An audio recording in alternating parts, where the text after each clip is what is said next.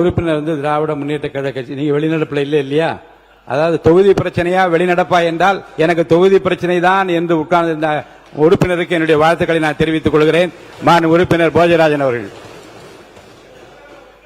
மாண்புமிகு பேரவைத் தலைவர் அவர்களே, மாண்புமிகு முதல்வர் அவர்களே, சகோதரர் திராவிடமணி அவர்கள் சொன்னது போல் கடந்த ஒரு வாரத்திலே 2 நல்ல உயிர்கள் இந்த புலிகளால் தாக்கப்பட்டு இன்னுயிரை ஈந்திருக்கிறார்கள். அந்த சூழ்நிலை ஒன்று மட்டுமல்ல, நீலகிரி மாவட்டத்திலே யானைகளாலும் விலங்குகளாலும் சிறுத்தைகளாலும் புலிகளாலும் பாதுகாப்பு இல்லாத ஒரு சூழ்நிலை இன்று ஓவேலியிலே ரொம்ப ஒரு பதட்டமான சூழ்நிலையிலே மக்கள் எல்லாம் இருக்கிறார்கள். அதற்கு வனத்துறை செய்திருக்கின்ற இப்போது இந்த ட்ரோன் வச்சு அதெல்லாம் தேடிக்கிட்டது, அதெல்லாம் ஆகிற வேலை அல்ல. அவர்கள் நிச்சயமாக போன வாரத்திலே அந்த கூண்டிலே பிடித்திருந்தால் ஒரு உயிரை காப்பாற்றிருக்க முடியும்.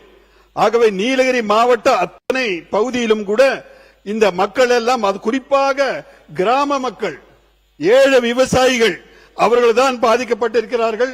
அவர்களுக்கு உரிய நஷ்டஈடும் கொடுக்க வேண்டும். சகோதரர்கள் சொன்னது போல் இன்னும் கொஞ்சம் நமது வனத்துறை அவர்கள் இன்னும் கொஞ்சம் சயின்டிபிக் வேயா என்னென்ன பண்ண முடியுமோ, எப்படி ஜனங்களை கிராமங்களை பாதுகாக்க முடியுமோ அந்த முயற்சி, அந்த பழைய திட்டத்தெல்லாம் வச்சு ஒன்னும் பண்ண முடியாது. புதிய முயற்சியை எல்லாம் செய்து அதுவும் காவல்துறை ஒத்துழைக்க வேண்டும். ஓவேலியிலே அந்த நிகழ்விலே அவர்களுடைய பாதிக்கப்பட்ட குடும்பத்தினர் அந்த உடலை பார்க்க சென்றதும் கூட காவல்துறையினர் அவர்களை தடியடி பண்ணி அந்த இடத்துல ஒரு பதட்டத்தை உருவாக்கி இருக்கிறார்கள். இது போன்ற ஒரு கோஆர்டினேஷன் இருக்கும், வனத்துறைக்கும் காவல்துறைக்கும் ஒரு கோஆர்டினேஷன் இருந்து மக்களை பாதுகாக்க வேண்டிய பணியில் இருக்க வேண்டுமே தவிர ஒரு பதட்டத்தை ஏற்படுத்தக்கூடாது என்பதை பேரவைத் தலைவர் மூலம் சம்பந்தப்பட்ட அமைச்சர்களுக்கு தெரிவித்துக் கொள்கிறேன். நன்றி பேரவைத் தலைவர். கணேஷ்குமார். மாண்புமிகு பேரவைத் தலைவர் அவர்களே, நீலகிரி மாவட்டத்தில் கூடலூர் வனப்பகுதியில் கடந்த ஒரு வாரத்தில் மட்டும், அதாவது 21/8 அன்றும் 9/8 அன்றும் 21/8 அன்றும் 2 உயிர்களை நாம் இந்த விலங்குகள் தாக்குதல் மூலமாக இழந்திருக்கிறோம். வனத்துறையின் சட்டம் என்பது பல்வேறு கடுமையான சட்டங்களை உள்ளடக்கி இருக்கக்கூடிய ஒரு விஷயம். மாநில அரசிற்கே கூட பாத்தீங்கன்னா அந்த வனத்துறை என்று வரும்போது முழுமையான அதிகாரங்கள் என்பது நமக்கு வனத்துறையை பொறுத்த வரைக்கும் இல்ல. மத்திய அரசாங்கம் பயோடைவர்சிட்டி, ஃபாரஸ்ட் ரிசர்வ் ஃபாரஸ்ட் என்று சொல்லக்கூடிய இடங்கள்ல அந்த மரத்திலிருந்து விழக்கூடிய அந்த சுள்ளிகளை கூட பொறுக்குவதற்கு மனிதர்களுக்கான அனுமதி கிடையாது. அது அங்கேயே மக்கணும், அது உள்ளே மக்கி பூமிக்கு உரமாக வேண்டுமே தவிர ரிசர்வ் ஃபாரஸ்ட் சொல்ற, அதாவது டைகர் ரிசர்வ் என்று சொல்லக்கூடிய இடங்கள்ல 9/8 அன்றே புலி தாக்கியது என்ற செய்தி வந்தவுடன் அந்த புலியை பிடிப்பதற்கான நடவடிக்கையை நம்முடைய காவல்துறை எடுக்கவில்லை என்பதுதான் இங்கே வருத்தமான ஒரு விஷயம். ஏனென்று சொன்னால் மனித உயிர்களும் வனத்துறை வந்து எடுக்கவில்லை என்பதுதான் வருத்தத்துக்குரிய விஷயம். ஏனென்று சொன்னால் மனித உயிர்களும் முக்கியம், வனவிலங்குகளும் முக்கியம். ஏன்னா இன்னைக்கு பொறுத்த வரைக்கும் புலிகளினுடைய எண்ணிக்கை குறைந்து கொண்டே வருகிறது என்று ஒரு மிகப்பெரிய ஆய்வறிக்கை சொல்லிக் கொண்டிருக்கிறது நமக்கெல்லாம். அப்போ ரெண்டுத்தையும் ஏற்பார் போல் மனிதர்கள் வாழ்கின்ற பகுதிக்குள் விலங்குகள் வருவதை தடுக்க வேண்டியதும் நம்முடைய அவசியம். அதே நேரத்தில் விலங்குகள் இருக்கக்கூடிய அந்த ரிசர்வ் ஃபாரஸ்ட்ல மனிதர்கள் செல்லக்கூடியதை தடுக்க வேண்டியதும் நம்முடைய அரசாங்கத்தினுடைய கடமையாக இருந்து கொண்டிருக்கிறது. எனவே தமிழக அரசு உடனடியாக முன்னுரிமை கொடுத்து, மேன் ஈட்டிங் டைகர் என்று சொன்னால் ஒரு ஆட்களை கடித்து விட்டால் தொடர்ச்சியாக அதோடைய தன்மை அப்படிதான் இருக்கும். அது வந்து உடனடியாக மாற்றிக்கொள்வதெல்லாம் அந்த வனவிலங்குகளாலே முடியாது. எப்ப மனித ரத்தத்தை சுவைத்து விட்டதோ அது அடுத்து மனித ரத்தத்தை தான் தேடுமே தவிர விலங்கினுடைய ரத்தத்தை தேடுவது என்பது அதோடைய தன்மை இயற்கையிலே குறைஞ்சுவிடும். எனவே அந்த புலியை சுட்டு பிடிக்கலாம் என்று சொன்னால் சுட்டு பிடிக்கிறதெல்லாம் நம்ம சட்டத்தில் இல்ல. மயக்க மருந்து கொடுத்து அதனுடைய அந்த வீரியத்தை குறைக்கும் வரை அதை மயக்கத்தன்மத்திலேயே வைத்துக் கொள்வதற்கான அரசாங்கத்தினுடைய வழிமுறைப்படி அந்த புலியை பிடித்து அந்த மக்களுக்கு, ஏன்னா தொடர்ச்சியாக அந்த நீலகிரி பகுதியில் யானை தாக்குதலோ எல்லாம் நடந்து கொண்டிருக்கிறது. இதை தடுப்பதற்கும் பாதிக்கப்பட்டவர்களுடைய குடும்பத்திற்கு நிவாரணம் மட்டுமல்ல, அரசு வேலை வழங்க வேண்டியது நம்முடைய கடமை. ஏனென்று சொன்னால் நம்ம மேலும் அதுல தப்பு இருக்கு. அரசு வேலையும் வழங்க வேண்டும் என்று கேட்டு வருங்காலங்களில் இது போன்ற நடக்காத வன்மம் ஒரு புதிய திட்டத்தை உருவாக்க வேண்டும் என்று கேட்டு அவையின் கவனத்தை முன்னாள் முதலமைச்சர் எடப்பாடி கே பழனிசாமி அவர்கள்.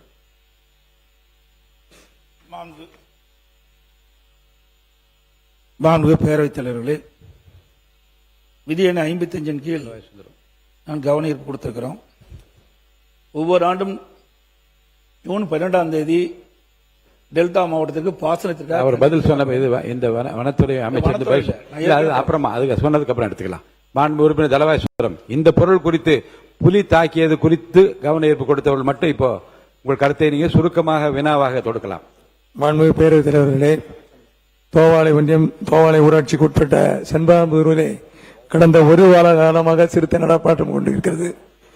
அந்த சிறுத்தையை பிடிப்பதற்காக மாவட்ட வன அதிகாரியிடம் மனு கொடுத்தும் இதுவரை எந்த நடவடிக்கையும் எடுக்கவில்லை. நேற்றைய தினம் அந்த சிறுத்தை எங்கள் ஊருக்கே வந்துவிட்டது. ஆகவே மாண்புமிகு பேரவைத் தலைவர் மூலமாக பேரவைத் தலைவர் வனத்துறை அமைச்சர்களை கேட்டுக்கொள்கிறேன், தயவு செய்து உடனடியாக அந்த சிறுத்தையை பிடித்து, இங்க லாஸ்ட் டைம் இதே தான் சொன்னாங்க, கடந்த மாதம் அந்த சிறுத்தையை பிடித்து களக்காடு வனத்துறையில் கொண்டு விட்டார்கள். மீண்டும் அதே திரும்ப கன்னியாகுமரி மாவட்டத்துக்கு வந்துவிட்டது. ஆகவே அதை அந்த சிறுத்தையை பிடித்துக் கொண்டு வேற ஏதாவது ஒரு மலைப்பகுதியை கொண்டு விடும் என்று கேட்டுக்கொள்கிறேன். மாண்பு உறுப்பினர் செல்லசாமி அவர்கள். மாண்பு உறுப்பினர் செல்லசாமி. மாண்புமிகு பேரவைத் தலைவர் அவர்களே, நீலகிரி மாவட்டம் கூடலூர் தாலுகா ஓவேலி பேரூராட்சிக்கு உட்பட்ட அந்த பகுதியிலே கடந்த 10 தினங்களுக்குள் 2 பேர் புலியால் தாக்கி உயிரிழந்த சம்பவம் நடந்திருக்கிறது.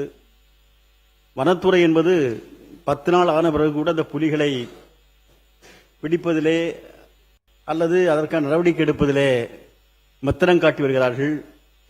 இது பரவலாக நீலகிரி மாவட்டம் மட்டுமல்ல, கன்னியாகுமரி மாவட்டத்தில் கூட இப்போது சுட்டிக்காட்டுகிறார்கள். தொடர்ச்சியான யானைகள் தாக்கிய உயிர் பலிகள், புலிகள் தாக்கிய இது போன்ற சம்பவங்கள் தொடர்ச்சியாக நடைபெற்று வருகிறது. எனவே வனத்துறை என்பது உரிய நடவடிக்கை எடுப்பதற்காக தமிழக அரசு அழுத்தமான நடவடிக்கை என்பது கொடுக்க வேண்டும். அதேபோன்று நம்முடைய உயிரிழந்த அந்த குடும்பங்களுக்கு உரிய நிவாரணம் என்பது தமிழக அரசு கொடுப்பதோடு மத்திய அரசாங்கம் கொடுக்கக்கூடிய நிவாரணம் என்பது தமிழகத்திற்கு போதுமானதாக இல்லை. எனவே மத்திய அரசாங்கம் அதிகமான நிவாரணத் தொகையை கொடுக்க வேண்டும் என்று நம்முடைய சட்டமன்றம் மூலமாக வலியுறுத்த நம்முடைய கவன ஈர்ப்பை ஏற்கின்றேன். நன்றி, வணக்கம். மாண்புமிகு வனத்துறை அமைச்சர் மாண்பு உறுப்பினர் டி. ராமச்சந்திரன். மாண்புமிகு பேரவைத் தலைவர்களே, நீலகிரி மாவட்டம் கூடலூர் தாலுகா ஓவேரி வனப்பகுதியில் கடந்த 10 நாட்களில் 2 நபர்களை புலிகள் தாக்கி உயிரிழந்திருக்கிறார்கள். அந்த புலியை வனத்துறை மூலமாக மயக்க ஊசி கொடுத்து பிடித்து புலிகள் காப்பகத்தில் விட வேண்டும். அதே போல இன்றைக்கு வனவிலங்குகள் தாக்கி உயிரிழந்தால் அரசின் சார்பாக 10 லட்சம் ரூபாய் இழப்பீடு தரப்படுகிறது. அது போதுமானதாக இல்லை. அதை 25 லட்சமாக உயர்த்தி தர வேண்டும். அதே போல பாதிக்கப்பட்ட குடும்பத்திற்கு அரசு வேலை வழங்க வேண்டும். இவ்வாறு தொடர்ந்து வனவிலங்குகள் மனித மோதல்களை தடுக்க வனப்பகுதியை ஒட்டி சோலார் ஓபன்ஸ் அமைக்க வேண்டும் என்று இந்திய கம்யூனிஸ்ட் கட்சியின் சார்பாக அரசின் கவனத்தை ஈர்த்து அமர்கிறேன். மாண்புமிகு வனத்துறை அமைச்சர் அவர்கள்.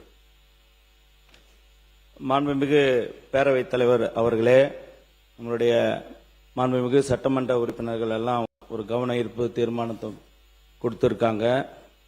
அதில் வந்துட்டு ஓவேலி பேரூராட்சி கூடலூர் நீலகிரி மாவட்டத்தில் திரு பாலகிருஷ்ணன் வயது 56 என்பவர் 9/8/2026 அன்று புலி தாக்கி இறந்தது உண்மை. அடுத்து கடந்த 21/8/2026 ரவிச்சந்திரன் என்பதும் அதே புலி அதே இடத்திலேயே தான் தாக்கப்பட்டு இறந்திருக்காங்க. அந்த நேரத்தில் அந்த பகுதியில் இருக்கிற மக்கள்லாம் பெரிய லா அண்ட் ஆர்டர் பிரச்சனை போராட்டங்கள்லாம் பண்ணாங்க. அன்று மாலை 2:45க்கு இந்த சம்பவம் நடந்தது. ஒரு 4 மணிக்குள்ள அந்த புலியை பிடிப்பதற்குண்டான சட்ட ரீதியான நம்ம வனத்துறை சார்பாக நம்ம மாண்புமிகு முதலமைச்சர் ஆணைக்கணுங்க அப்பே உத்தரவிடப்பட்ட அந்த ஆர்டர் காப்பி அது. அந்த புலிகளை பிடிப்பதற்கு அந்த சம்பந்தப்பட்ட அந்த புலியை பிடிப்பதற்கு 3 வனப்படை அமைக்கப்பட்டிருக்குது. 3 மருத்துவர்கள் மயக்க இன்ஜெக்ஷன் போட்டு பிடிப்பதற்காக 3 மருத்துவர்கள் நியமிக்கப்பட்டிருக்காங்க. போதாதுன்னு சொல்லிட்டு மதுரையிலிருந்து சிறப்பான ஒரு டாக்டரையும் அங்க அனுப்பிச்சிருக்காங்க. கேமராக்களும் வச்சு கண்காணிச்சிட்டு இருக்காங்க. விரைவில் நீங்க எதிர்பார்க்கிற மாதிரி அந்த புலியை கேப்சர் பண்ணி நம்ம வண்டலூர் அல்லது புலிகள் காப்பகத்துக்கு அந்த புலி கொண்டு வரப்படும்.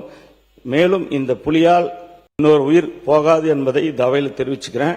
அது மட்டும் இல்ல, கடந்த காலத்தெல்லாம் ஒரு 9 பேர் இறந்த ஒரே விலங்குகளால் ஒரு 9 பேர் இறந்த பிறகு தான் அதை பிடிச்சிருக்காங்க. இது 2 பேர் இறந்த உடனே நம்ம அரசு உடனே ஆர்டர் போட்டு அந்த புலியை பிடிப்பதற்கான உத்தரவு வழங்கியிருப்பது இது முதல் முறையாதுன்னு தான் சொன்னாங்க அதிகாரிலாம். அது அன்று சம்பவம் நடந்த அன்றே உத்தரவு போட்டு இந்த ஆர்டர்லாம் கையில் இருக்கு. நீங்க அதை பத்தி பேசுறது வருத்தமான விஷயம் தான். 10 லட்சம் கொடுக்க சொல்லி உத்தரவு போட்டாச்சு, அதையும் கொடுத்துருவாங்க. நீங்க கேட்ட கோரிக்கைக்கு உரிய பதில் எது வந்தாலும் நீங்க உரிமையா கேளுங்க. எங்க துறை சார்பாக நாங்கள் சப்போர்ட் பண்றோம்.